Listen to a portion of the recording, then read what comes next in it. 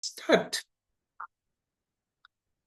Okay, in today's session, we are going to focus on different development strategies. Still, we are discussing the traditional software development life cycle under the system analysis.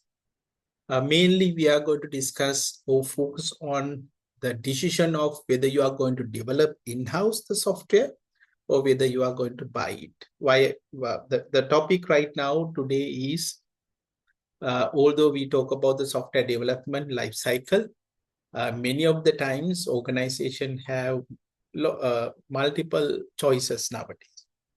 So, sorry, you don't have to build everything from the beginning. The reason for this is there are a lot of software out there and you can make a purchase, and there are cloud-based systems as well. So our topic for today, we are going to focus on this aspects of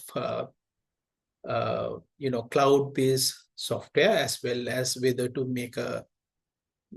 you are going to develop the software within the organization or whether you are going to make a purchase. So what are the design decisions that you have to make, right? So that's the main part of it. At the end of the session, we are going to look at some financial tools. So when you are going to decide on whether you are going to purchase or whether you are going to make, you need to understand, you have to make some selection between different software or maybe different projects. So how do you evaluate when you have multiple software systems, multiple projects, when you want to evaluate, like what are the ways of selecting the best one for the organization? So that's what we are going to discuss. Right. Okay. So with that said, let's move on. Right. So as I told you in the beginning, the topic is about the development strategies. And if you look at what has been happened in the industry, we could develop the software by the organization themselves, or you could purchase a software package. If you go other options, either you can actually hire consultants, or you could hire outside personnel, outside resources to do the work. So that's how whole area being in the earlier. Now, if you look at, there are a lot of software already available. Now we have apps, we call web applications, mobile applications. They are readily available. So it's not like early days. Or you can also have like web hosted software options. Even some software companies offer various enterprise level software solutions. So which method you are going to choose, which development strategy we call best development path, is a very important decision nowadays. And that's what we are going to discuss today. Right, looking at what has happened over the years with the invent of cloud computing and becoming the cloud computing, the use of the technologies, things have changed. Traditionally, what has happened in traditional model, people have actually developed the software package, the applications, and basically they sell it to different customers. And as a customer, what you do, you purchase what we call the licenses. When I say licenses, maybe you pay monthly basis, yearly basis, and so on. Not that you usually early days we have a one-time purchase. You pay and you purchase. It's not like that now. You have some licenses that you can actually purchase. So by using licenses, what happens is the customer can actually use the software. Usually you will have some agreement, and then based on the agreement, you have the right to use the software. So that's the traditionally now what is happening. Right. And then the next one is software as a service. Now you see there are a lot of companies out there, they offer the software as a service. right? So ideally what happens in there, the application is actually hosted, and then you will have the access through the internet. Now, for example, let's say the databases, now you are learning database systems. Early days, what we do, we install the database in our machine. Now, not anymore. So you can have the database in some other place, in some other computer, or it hosted online. For example, if you take the database MongoDB, in MongoDB, they have something called MongoDB Atlas. MongoDB Atlas means you have a cloud-based database service. So basically, you can actually create database over the internet. You need to have a browser, you access to the website, and then you provide your username and whatever the registration, and then you can create databases online. So that's what we call the software as a solution model. We call it the software as a service model. We call it SaaS is what happens. So if you look at, there are a lot of applications out there now. It works as a software as a service technique. So the advantage you are getting when you have a software as a service is you don't have to really worry about the maintenance. Meaning, like if you're having a software in the organization, you need hardware, right? You need software. You need personally like some technical people to manage your hardware and software. So, and if you're using software as a service model, then you don't have to really worry about this. You don't have to really worry about software maintenance, operating it, and even for the supporting. Right. So if you look at the SaaS in detail, right? So early days, we had everything our organization. We call on-premise, meaning you have the hardware, you have the software, you have application, you have data, everything is there. So if you look at here, you can see different layers. We have networking, storage, services, virtualization, operating systems, middleware, runtime, data application, everything on our side. And we are responsible for everything. Now, if you look at the cloud-based, if you look at through the cloud, now we can get it as a service. So when you say as a service, there are multiple different, architectures. One is you can see we keep the data part of it with us, which means we will give the responsible for managing the hardware part to somebody else. So that's what we call infrastructure as a service. So you can have the networking, storage, servers, and virtualization. Up to this point, you manage by somebody else. And we manage from operating system, middleware, runtime, data, and application. So this model is called infrastructure as a service. But then the other one is you can manage only the application and the data. And the remaining you can take from somebody else as a service, right? So this is called platform as a service for the development. Whatever the parts you need for the development, you take control of it. So that's what we happen here. So it says managed by you, which means that, okay, so you are responsible for application, the data, and everything else coming from somebody else. Okay, now what we happens today is everything is online, meaning your application, your data, everything is handled by somebody else. So this is what we call software as a service model. Right. Here are some examples. So you can notice that, yes, various different applications for different applications. You can see it here.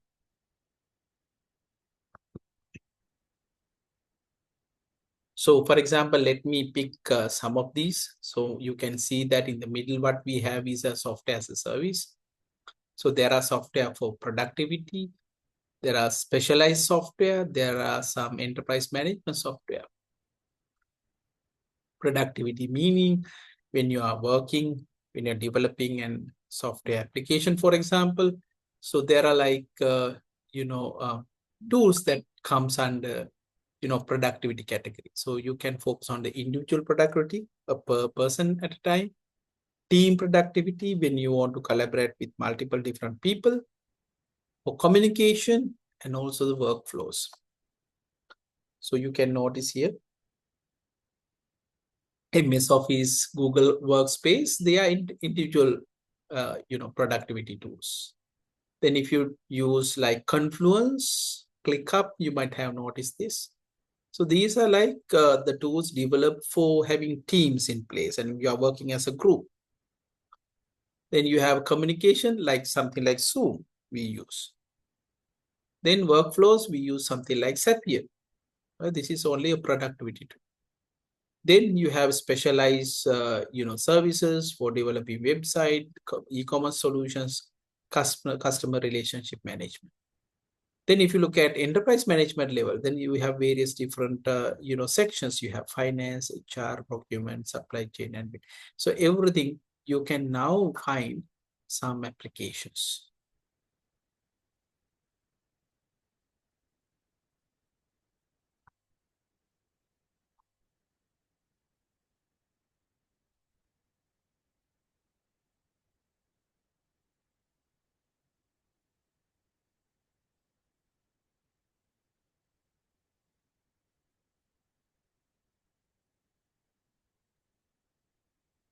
Right. So what are the similar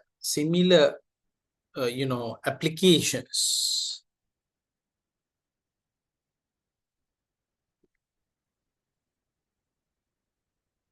What are the similar applications you can add to this one? What are the things you are using which is not listed here?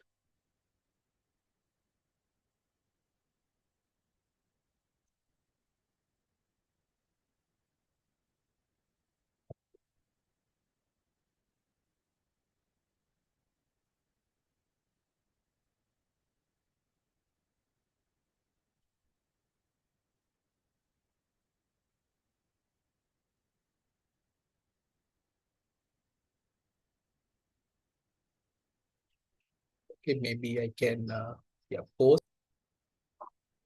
So if you go through, this is not the exhaustive list. There are some, you can look at what is around and you can add some.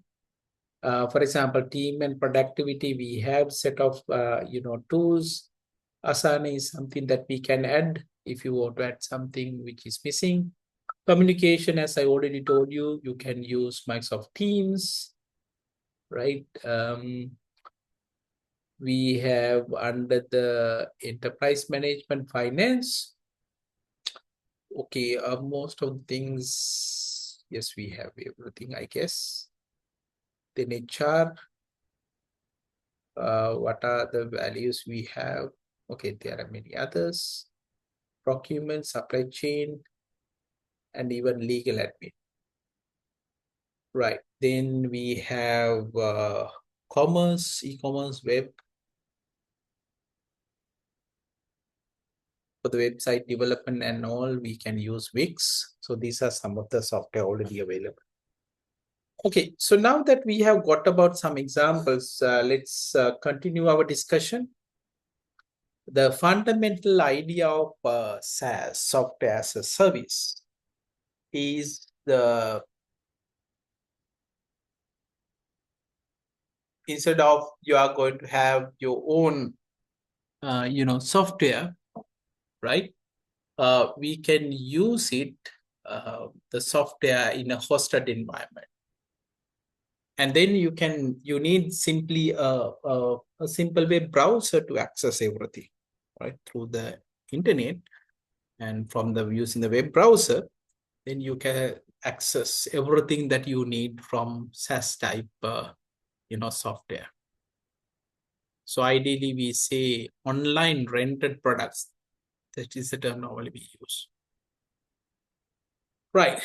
Now, traditional systems, originally, when they build system, there were a lot of requirements. One is when you have like different hardware, it should work.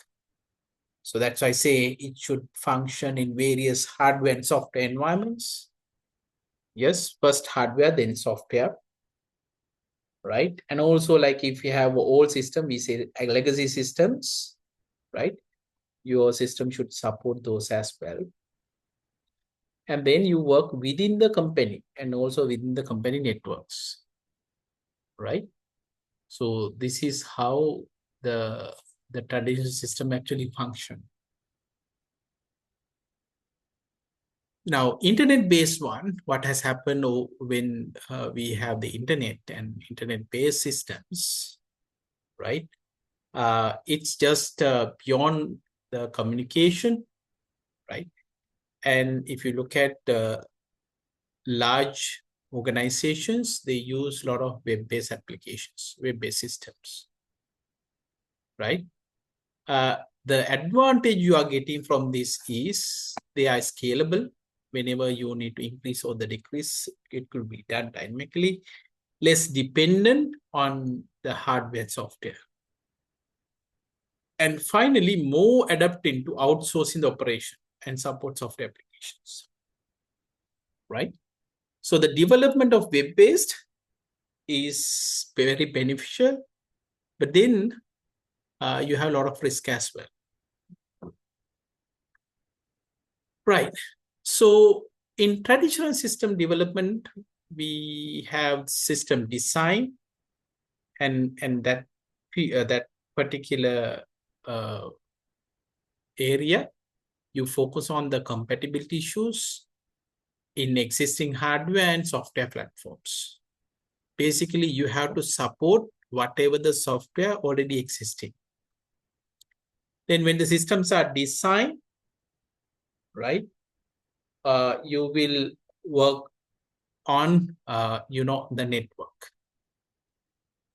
And you will use a lot of internet links and the resources, right? So that's the traditional development. So those days, web-based also treated as an enhancement, but it was not the core element in the design. Right. So there are three paths in the traditional development. The first one we call the in-house. Second one we call purchase software. And then you will use outside consult. So those are the various paths you had. And scalability is mainly for because of the network limitations, not like today, right? And many of the cases you need computing power in your desktop computer. And on the other hand, there are low risk or security issues than if you are planning to use a web-based system, right? Because it will be operated within the company, within the network. So therefore, you don't have any issues. You don't have to really worry about, Then web-based software, usually it treats as a service and it's not depend on the computing power or the resources which is available in locally. So when you use web-based software, you use as a service. So you can limit in-house involvement, which means the development. And it's very minimal. And the vendor usually will do the installation, configuration, maintaining the system. So with the SaaS model, what happens? You don't have to really about the maintenance part. But then web-based software, you need additional layers we call middleware. Basically, the middleware to communicate existing software and the legacy system. So that's what we have observed in our previous figure, which is in the middle. If you go back, you will see we have middleware. So after the operating system, we have middleware to talk to each other.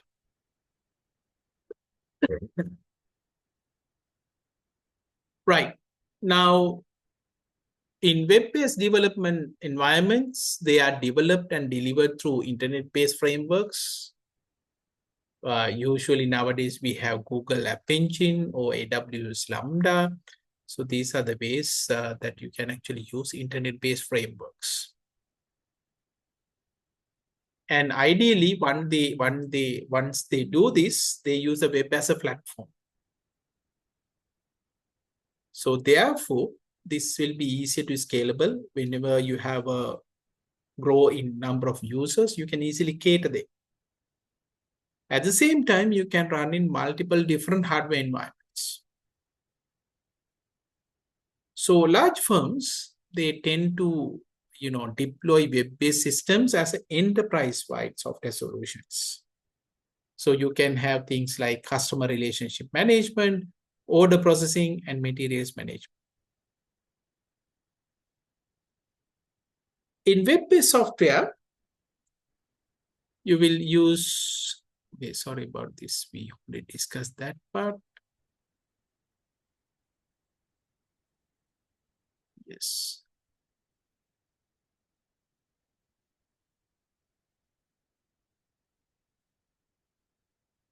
Where we discuss. Okay. So what has happened over the years, especially in web and then the cloud computing?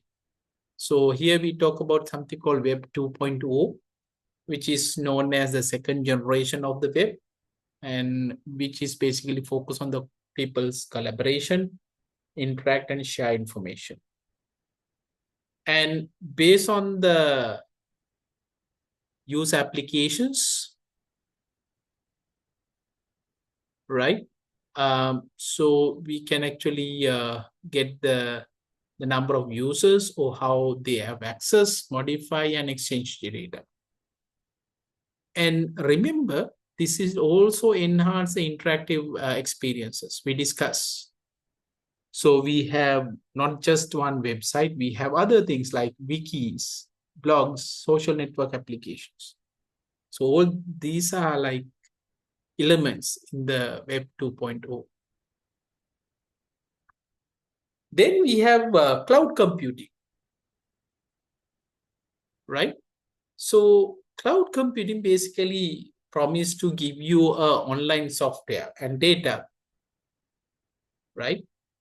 And this is the ultimate form of software as a service. So what it means, it will deliver both services and the data to users, right? And what the user needs is just the browser and the internet connectivity. So if you have a browser and internet connectivity, now you can actually work with any software through the browser. Right, here are like some elements of web. We were discussing about the Web 2.0. Earlier, we have Web 1.0. Basically, basic web pages focus on HTML, e-commerce, Java, and JavaScript, and so on. What has happened with the Web 2.0, you have the social media, user-generated content, and so on. So that's Web 2. The third part of it, the future, would be like Web 3.0, which is we focus on the semantic web, right? DApps, and users monetize their data, NFTs, VR, AR. So likewise, these are like what will come, right, in future. Actually, there are some implementations now as well. Right, so that's part. What we have discussed is about the choices you have under the mainly focus in the software as a service. Next point that I want to discuss is outsourcing. Now, remember, traditionally we said, or I said, we are developing our own systems. We develop complete software, right? But outsourcing means that you actually transfer this development to somebody else. Right? Ideally, you can, in an organization, outsourcing means you are giving a particular task for somebody else outside the firm. And ideally, you will get a fee for this. So two outsourcing options. We have application service providers and then you have internet business services. Right. So what is application service, providers? Basically, this is, so application service provider is the one who's actually authorized to deliver a software application. And they provide more than the licenses. I told you licenses can be, taken by anybody else. But basically it rented the operational package to the customer. So ideally, they provide like commercially available software like databases and accounting packages. So the advantage you are going to get from this is you don't have to design, develop, implement, or maintain the packages. So I think we have discussed this idea in previous slides as well. So this is the trend. And basically, now we consider internet as a primary delivery channel. Right. The next part would be the internet business services, right? So basically, they provide powerful web-based support, right? So basically, for transaction like order processing, billing, customer relationship management. So this is quite popular among the customers because can have things like online data center support, mainframe computing for power mission critical functions, and universal access via the internet. Right. The next one is, where are you going to outsource? Now, offshore outsourcing, or sometimes we call the global outsourcing, right? So if you are shifting the development support operations to other countries, we call it offshore outsourcing.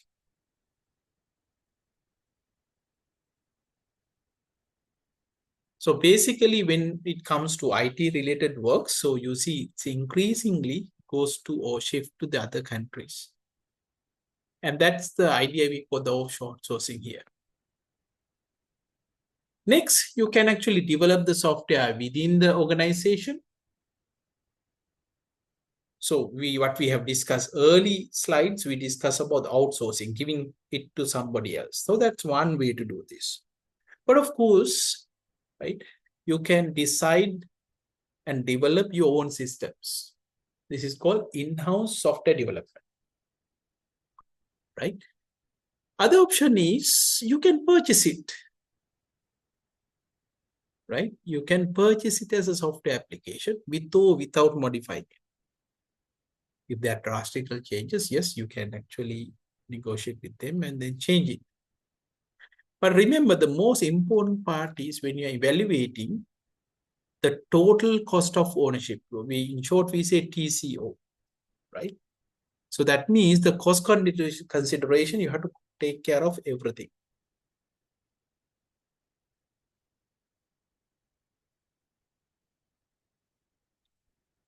Right.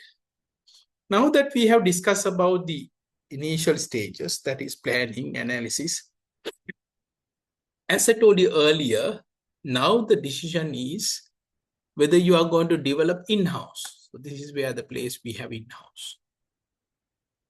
If your decision is make and build. But if you are getting the decision of purchasing, you can go for commercial software application. So ideally what happens is you will have a customized software here in the middle, right? Which is the one we are going to decide whether you are going to make it or whether we are going to buy it. Right. Now, these are like the table shows you the difference between the two, right? So if you are developing software in-house, right, here are the advantages you are getting. Because remember that if you're purchasing software, they already have, collected the requirements and it's general. But if you need a unique requirements, then you have to go for in-house development. So if you do this in this way, then the minimize changes between the business procedure and the policies. So sometimes you have to make some changes. You don't have to do that, right? If you're developing it yourself. You can also meet the constraint of existing system, existing technology. And the other point is if you develop the in-house, you develop the internal resources, right? So that you train people to build systems.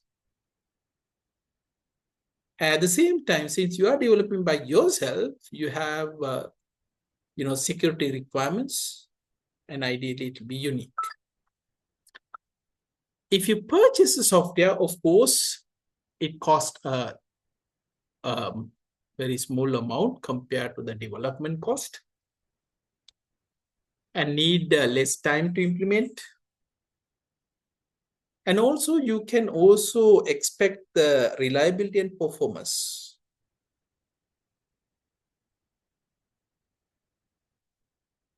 Then you don't need technical development staff. You need only very less. And the upgrades, you don't have to really worry about at all. Right. So I think you now got an idea about the difference between the in-house development and the purchasing software. And we discussed the similarities and the differences. Right. The next point that I want to highlight in this part is when you make a decision to purchase the software. But the problem with this already existing solution, it will not match exactly your requirement. You have to make some changes. So therefore, we are going to discuss the customizing a software package. Right? So there are three ways to customize a software package. What is the first one? Simply you purchase the basic package and then you ask vendors to customize it. Second, you directly negotiate with the software vendor to make enhancement, and then you pay for any additional charges. So that is also there.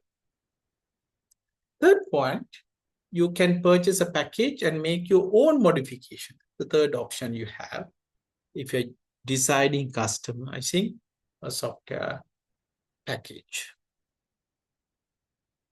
Right. Now that we have got about the decisions we want to make, right?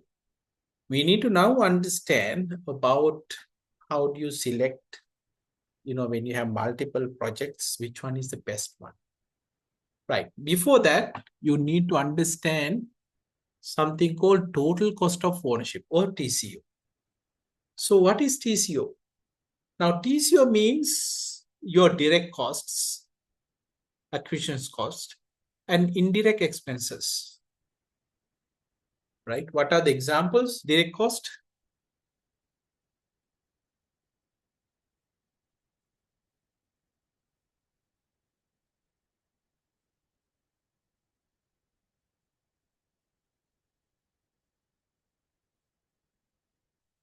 For example, initially you have to make a lot of investment, right? In the beginning, you are going to acquire something, maybe a building, maybe a person.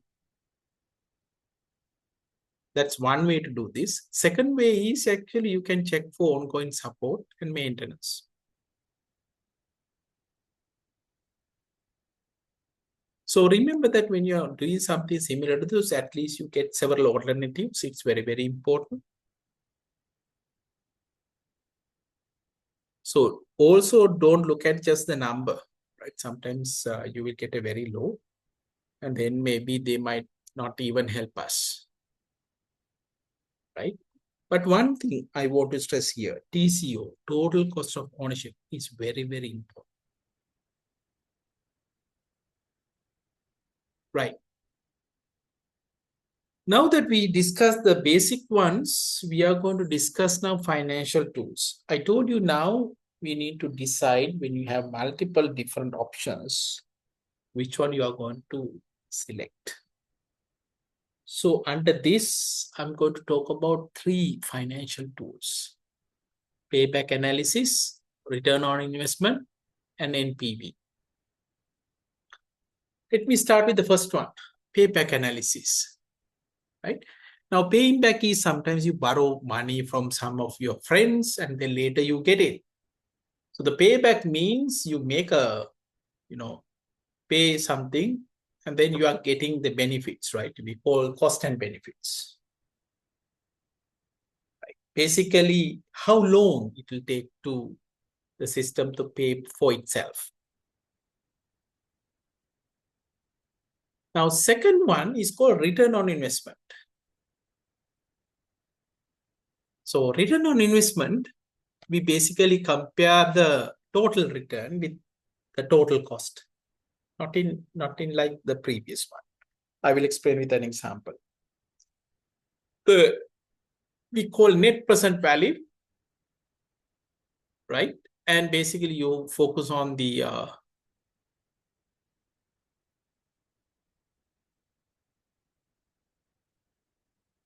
so in this particular case, we have to adjust the cost and the benefits, right? Net present value.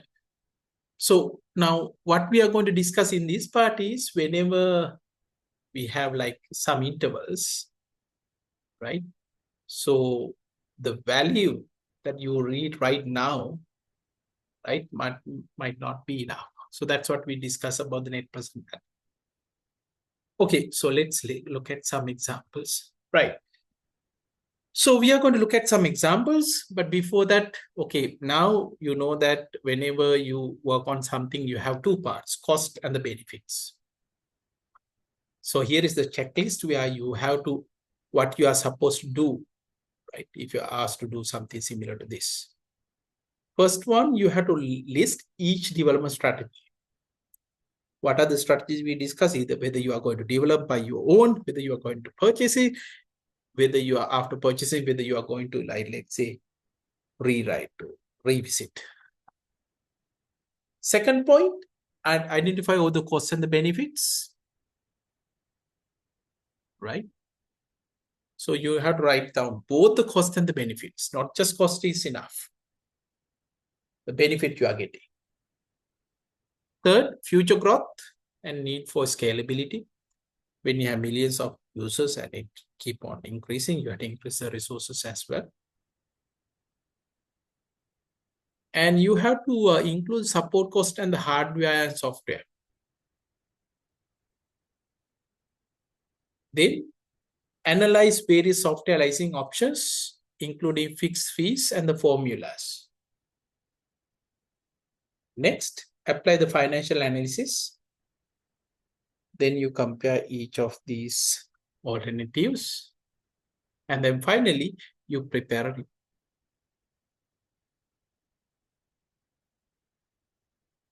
Right. So let's look at software acquisition, process of acquiring software. The first one, you evaluate the system requirement. Then you consider the network and web-based related issues. Identify potential software vendors and outsourcing options. Evaluate the alternatives. Perform cost-benefit analysis. Prepare recommendation and implement the solution. Right. Here are the steps that you need to, follow it. Right. Let's move on. Now, software acquisition, usually we talk about it as request for proposal or request for quotation. And this invites various different vendors to respond to our requirements. So let's say we want to purchase some computers, right? And then you talk to other vendors, maybe HP, maybe Asus, right? And you get the information, right? So the idea is when you have a competition, so you will get the best price. So that's the idea.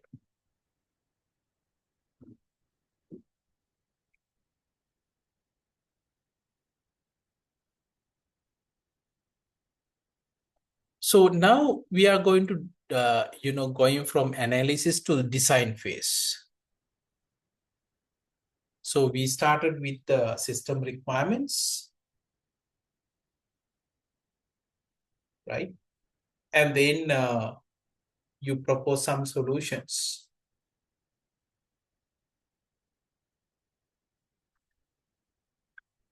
So when it comes to this point, you need to decide whether you are going to develop for in-house, or you are going to modify the current systems, or whether you are going to purchase or customize software package. Right. Okay, now we came to the cost classification part. Now, what we are trying to do is we are going to understand how the costs are calculated and finding the best one, right? When you have multiple choices. The first part, we are going to look at how we can actually break the cost into different categories. The first one, we can say tangible, intangible, direct, indirect, fixed, variable, or we can say development, operational.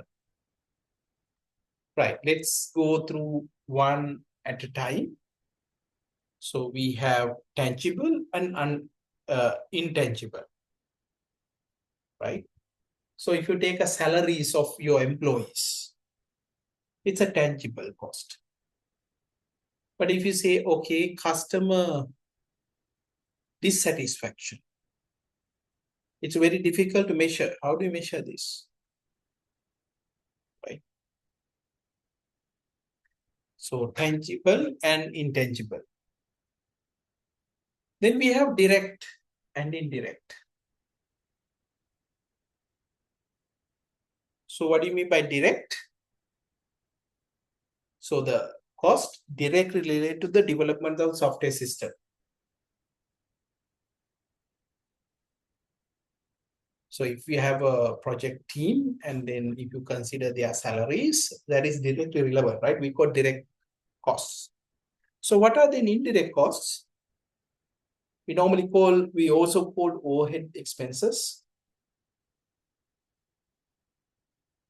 Now, if you take salary of a network admin, which is not directly relevant for the software development, but we need them.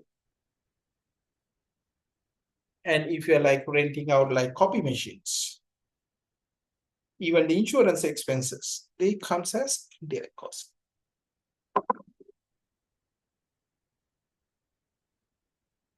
Okay, next, the next cost classification, we have tangible and then we have intangible. Right, again, we have employee salaries, we call tangible. Customer dissatisfaction, we call intangible. Then we said direct and indirect, we discussed. Okay, sorry, now the next one, fixed and the variable. So we have fixed costs, right? So the cost is constant, right? For example, salary, again, a fixed cost. Variable cost, it depends on what you do, right? Printing papers, suppliers, telephone charges, that's called variable.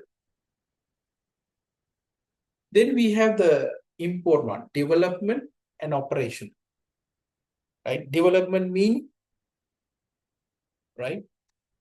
So it happens during the system development.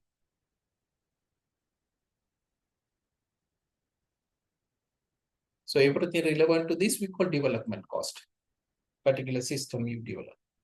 Operational cost, on the other hand, right? Once you implement this system, for example, maintenance comes under this operational cost.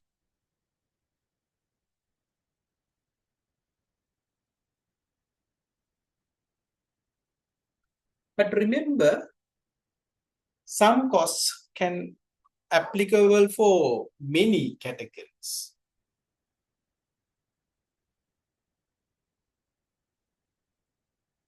So if you take OT, overtime payments, so once you work in the weekends or after hours, usually you will get paid. We normally call overtime pay. So cost of this can be classified as developmental, variable, and also direct. If you take a monthly fee,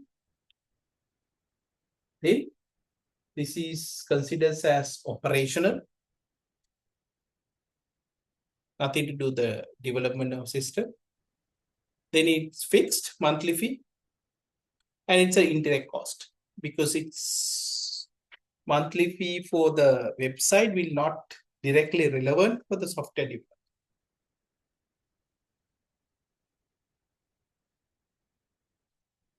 Right. Now, what we have discussed earlier is a cost classification. Now, let's look at benefit calculations. Benefits means whatever you get back. Now, for example, let's say we don't have a software to handle your results. So developing a system will cost you, and we call cost classification. Benefits mean when you're getting something back. We call return, right? Yes. So this is called benefit classification. So here also we can have similar, tangible, intangible, fixed, variable, direct, indirect.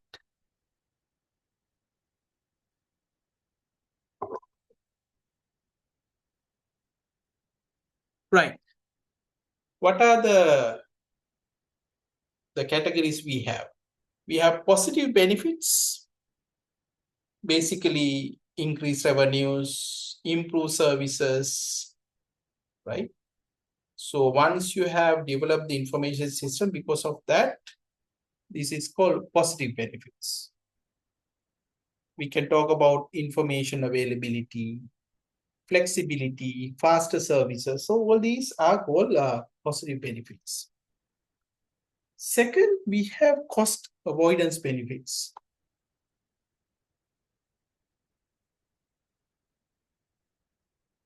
So for example, if you take handling the work with the current staff, right? We call cost avoidance benefits because ideally we need to hire new ones. But if you're going to manage with the same, then it comes under cost avoidance benefit.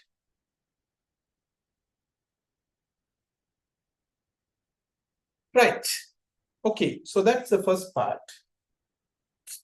So now that we have discussed about the information system, whether you are going to build it, whether you are going to make a purchase of it. Then we discuss about the cost and the benefits, which is what we need to the next couple of slides when we discuss in detail. So what is cost benefit analysis? Now, cost benefit analysis means, right, we compare their costs and the benefits. We compare their cost and the benefits.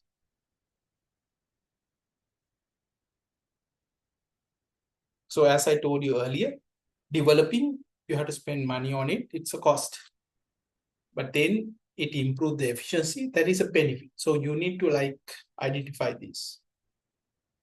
So there are three techniques we are going to discuss. First, payback analysis, return on investment, and present value analysis.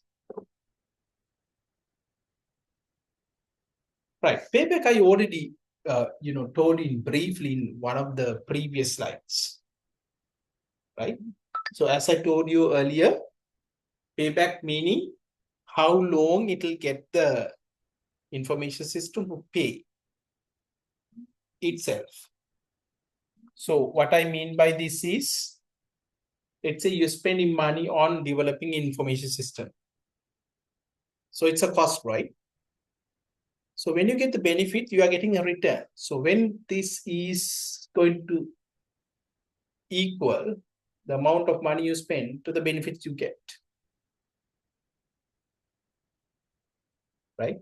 So here are some steps are given. So first one, you determine the initial development cost. So that's the first part.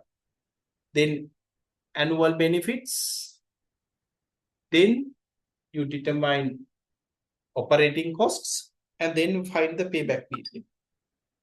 So the total development and operating cost and the accumulators of the benefits, right, when they are each other. So then you came to the point where you have the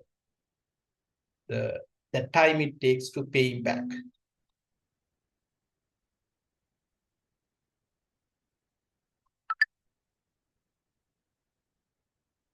Right.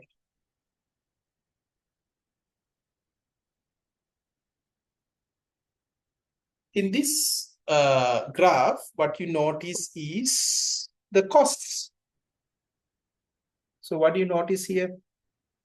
So you can see this is the timeline and this is the costs, and a lot of cost is involved during the development time. So that's natural, isn't it? So after that, cost is reduced, right? After some time, it will be a consistent. Basically, you are just maintenance it. And then at some point, you will see that there could be issues over the time, right? Then again, the cost increases, right? So that's how the cost will be varied over the time, right? Now, this is benefits. Benefits means you develop the system and then you are getting benefits. So during the development time, you don't have any benefits. But once you implement, you will see there's a steep curve here, which represents the benefits of the system. Right. Now we have to match them, right? What is payback analysis? You have to match the development cost with the benefits, right? So you can notice the curves are like this. This one will be the costs. This will be the benefits. So whenever these two parts meet each other, then we have the payback period. What I mean by this, the amount of cost you spend when they equal to the benefits you receive, then we say that's a payback period. The amount of time it takes to match the two, we call it a payback period. Right. So when you do the payback analysis, you calculate the time it takes to accumulate the benefits to the costs, right? And our graph, what you notice is a dashed line which indicates the payback period.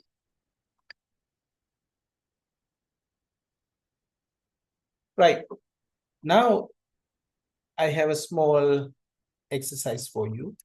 I discussed the answer, but here is the example. Now, here are like two projects given to you. We have project A and project B. This is number of years, right? And we list the costs and the benefits. So what you notice in the beginning, we have year 0 because you are developing still. The cost will be about 60,000. And what you're getting is 3,000. By year 1, you are getting 17,000. And here we have 77,000. Sorry, 28,000. Then we have 8,000, 18,500. That's the cost. Here we are getting 31,000. So now you can see what will happen, right?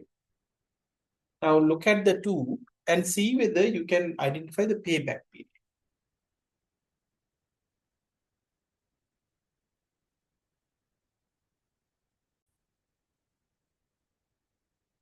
Okay, so if you focus on the amount of costs and the benefits, you can notice that there are a lot of costs in the beginning, but then it gets reduced. Benefits on the other has very little in the beginning, and then it's keep on increasing. Now, similar trend you can observe in the project B as well, right? So for example, in project B, the cost is 80,000, benefits, it's nil.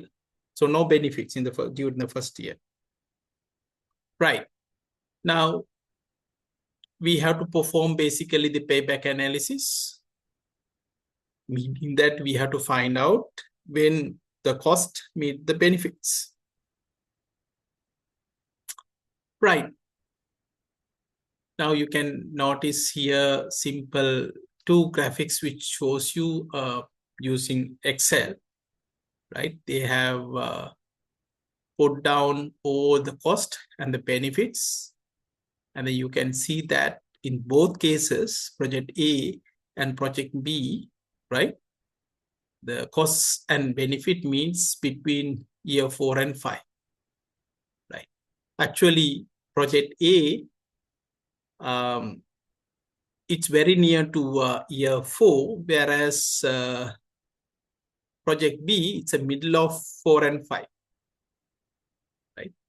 So this is what we call the payback period. So the payback period is about like 4 years in the project A, whereas it's about 4.5 years for project B, right? So that's one way to compare. So ideally, in this particular case, if you focus on the payback period, you can see that, okay, project A is better because it'll match both the costs and benefits with 4 years approximately. Right. So I think you got an idea about uh, the payback period. Now, one problem with the payback period is you are not considering on everything, all the cost and the benefits. So therefore, our second financial analysis tool, which is we call return on investment, right? We focus on the total cost and the total benefits. So we define something called a return on investment or ROI. We get the total benefits, subtract total cost, divide by the total cost, right? So instead of just looking at, when these costs and benefits matching each other, we consider total cost and the benefits, right? So that's what will happen.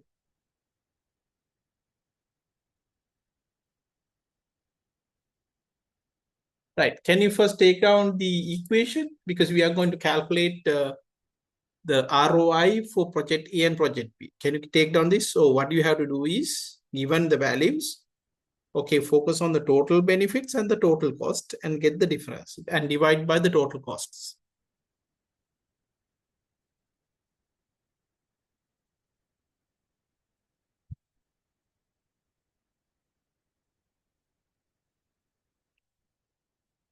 So total benefits minus total cost divide by total cost, right? Okay, that's what you need to remember.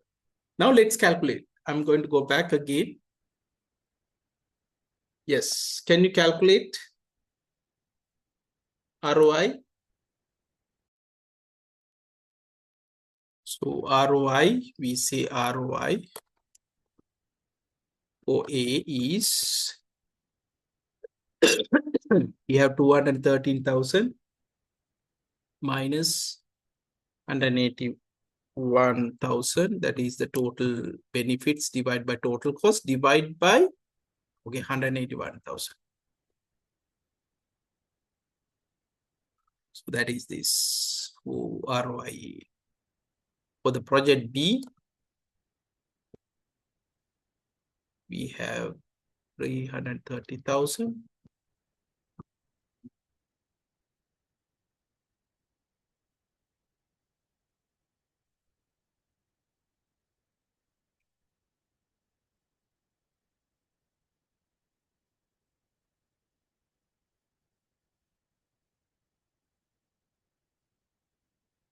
Yes, this is what we have, right? Yes. Okay, so I got a couple of answers and thanks for sharing this. So it's not that difficult.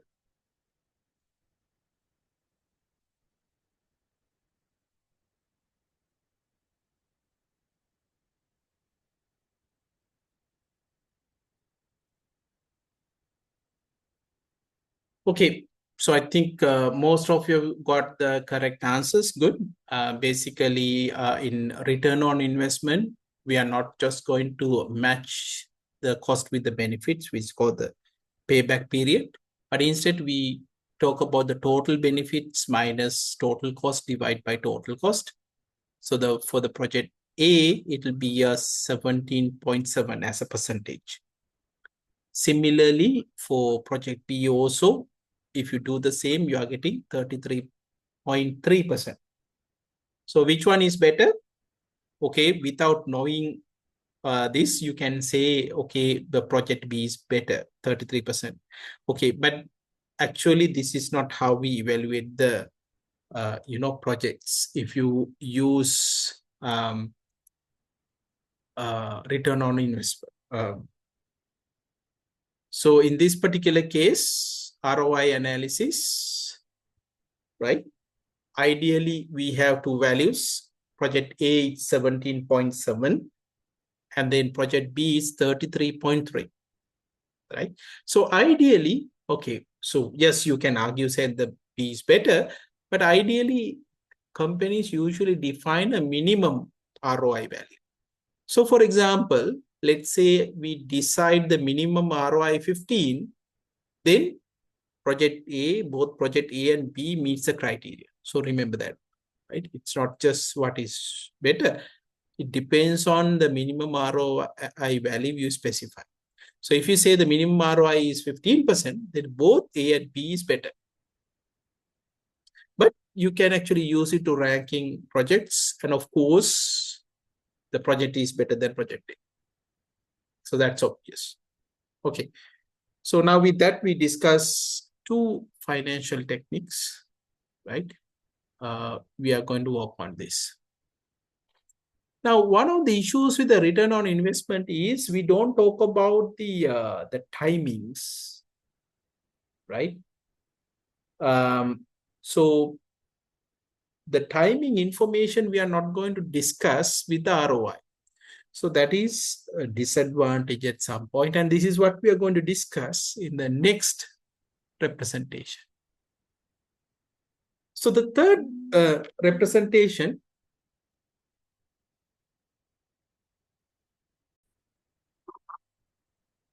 so I said we didn't discuss about the timing information. Now, timing information is very, very important because depending on the time, the value is different. Now, for example, if you are getting a $1 today, and if you are getting a $1 another year's time, so it's different. Why? We know that money depreciates. So what we need is we need to consider this in when you're comparing, in costing calculations. So getting $1 today and getting $1 another year's time, right? So which will be different. So what normally we will do is we map our future value or future amounts to today's amount. And that's what we are trying to do with present value analysis, right? Whatever the future value, because I told you, like, if you remember the cost and the benefits in the beginning and after 1 year, 2 year, 3 years, and so on. So you will map it to see, right, what is the current value? What is the value for the today's terms? So that's what we are going to do, right?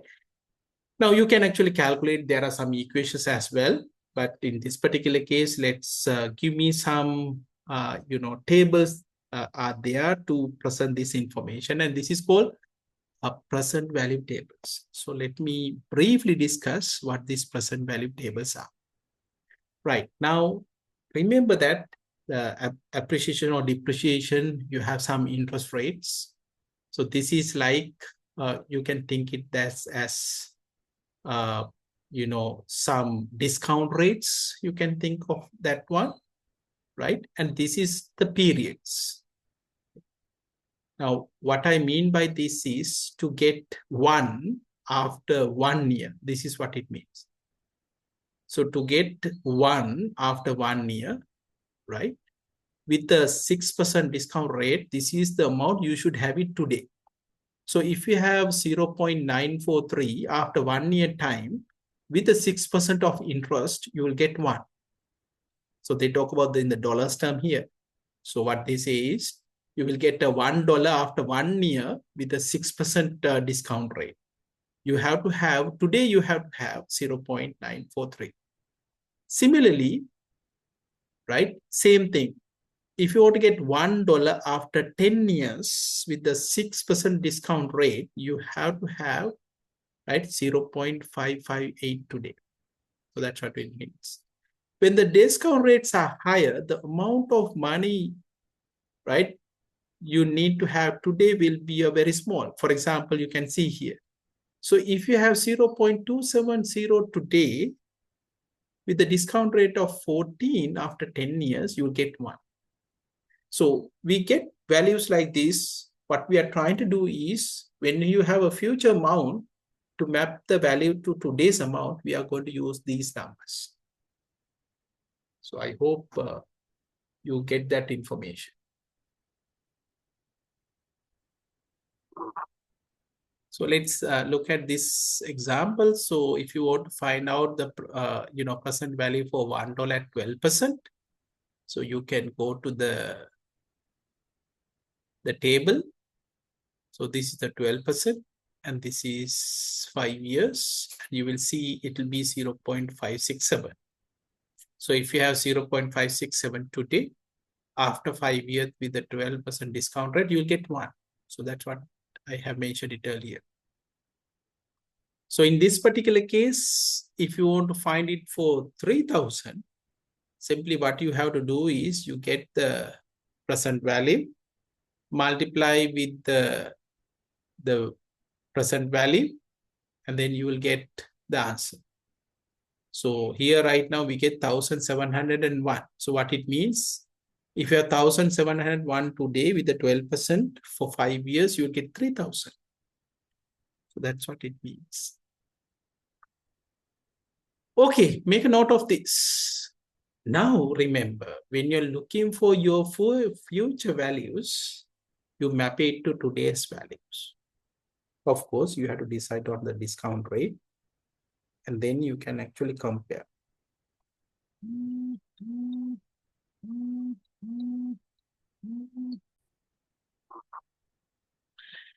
Okay, now I hope you got the idea of net present value.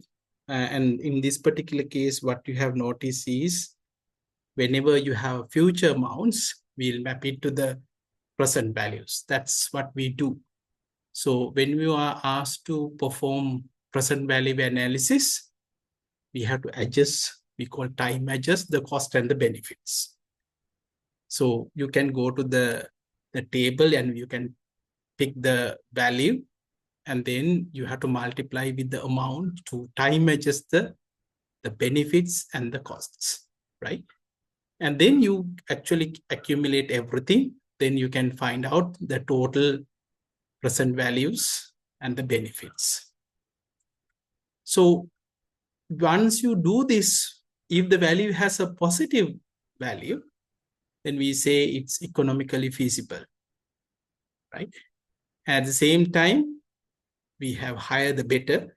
So usually we can use this to compare the rank for this projects. And that's what we are trying to do with the two projects, project A and project B.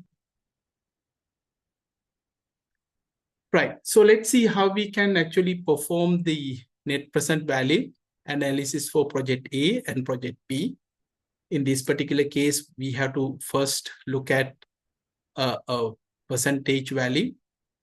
So ideally, let's say we have the value 10%, right? So if we have a 10% value, right? So we need to record the values for each and every year, right? So let's go one at a time. So what we need to do is we'll go back again. So let's say we are going to calculate for the 10%. So you can record the number of periods. Here we have given 1 to 10, right? And then you can notice that we have 0.909, 0.826. Please note these values because we need these two values. So we have 826, 751, 683, 621, and we have 564,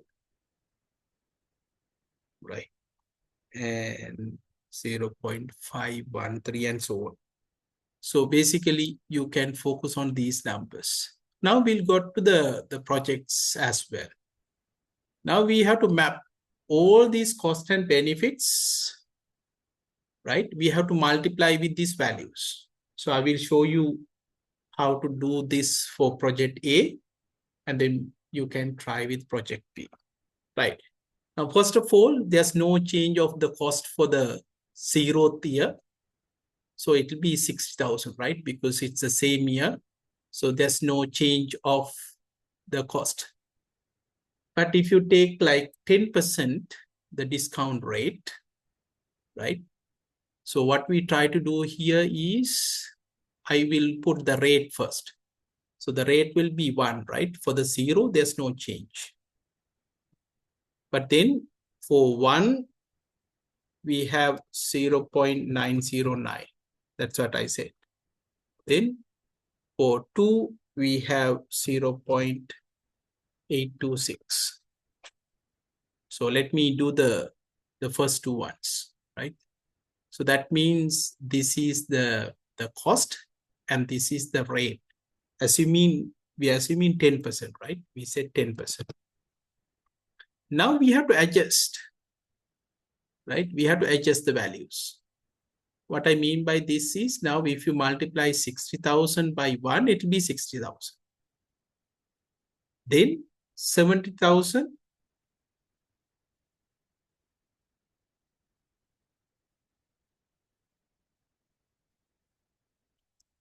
17,000. So you multiply by 0.909, right? So what happens is this will be adjusted now, right? You multiply 17,000 with 0.909. Similarly, 2 years, 18,500, you multiply by 0.826. I hope you got the idea, right?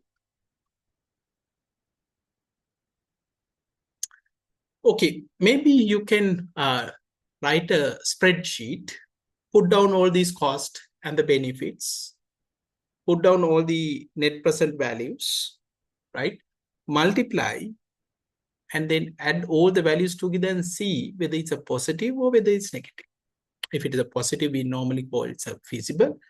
Otherwise, we will say it's not feasible.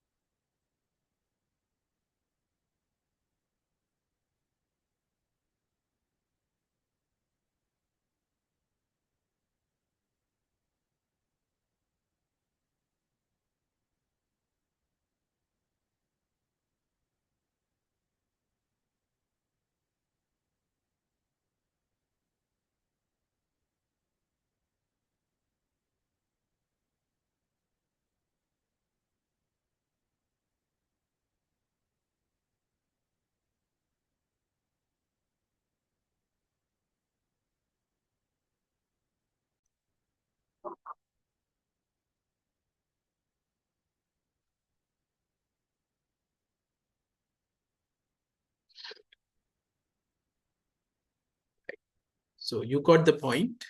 And similarly, if you put down the benefits as well,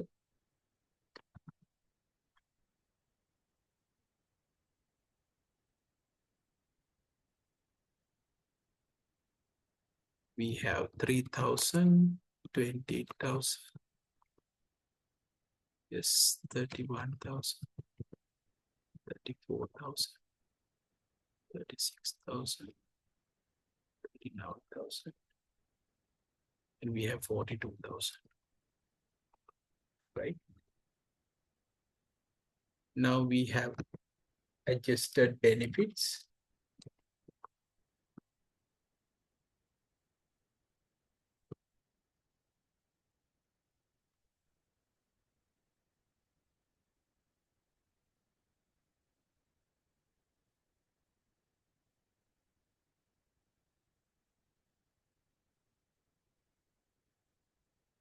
You have the benefits.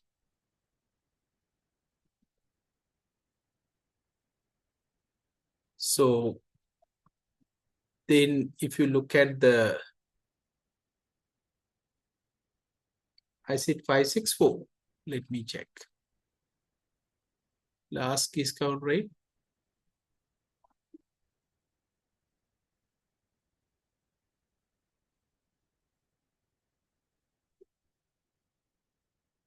Yes, it should be 564, right? Yes, yes. 621, it should be 5. Thanks. 0.564.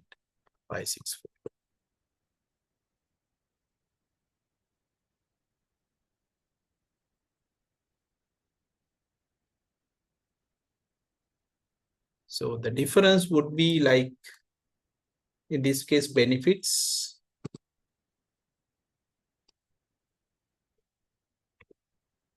Yes, 5,087. I think we got the answer earlier.